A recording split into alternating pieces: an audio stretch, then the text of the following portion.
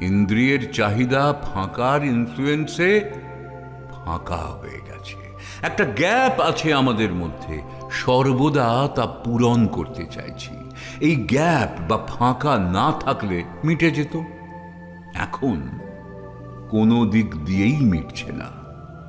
যে পর্যন্ত না মিটছে, পূরণের জন্যে ইন্দ্রিয়ের চাহিদা এগিয়ে চলেছে।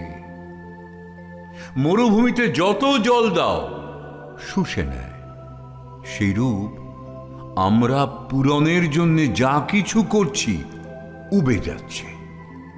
কাজেই এই আভাস কি শেষ আভাস?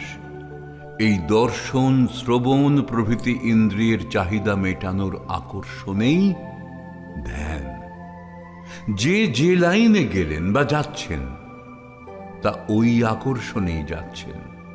যে যেভাবে যাক না কেন, যেভাবেই কাজ করুক না কেন, নির্বাণেই যাক, দর্শনেই যাক, আর গুণাতীত কি ভাবাতীততেই যাক, চাহিদা আছে সবারই, তৃষ্ণা সকলেরই আছে। তাতে বোঝা যায় যার ভেতর আমরা বিরাজ করছি তা ফাঁকা। শূন্যতে আছি বলে একে অন্যের আকর্ষণে চুম্বকত্ব পেয়ে গেছে।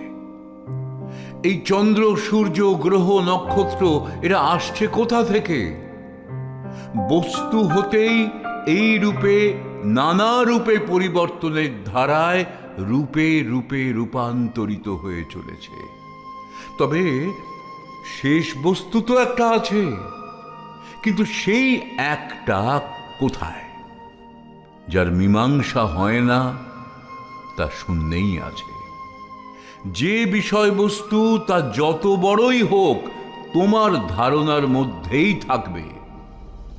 বিষয়বস্তু ধারণা করবার মতো সবই দেহের বা ইন্দ্রিয়ের পার্টসের মধ্যে আছে।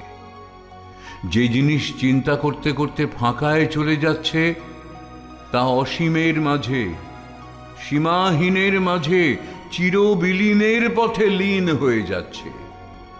এই খেই হারানোটা হচ্ছে শূন্যের এক অবস্থা। কাজেই এই শূন্যই তোমার চিন্তার বস্তু।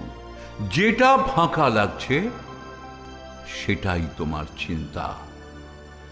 ভালো লাগে না বলে লোকের যে দুঃখ, সেটাও ফাঁকা।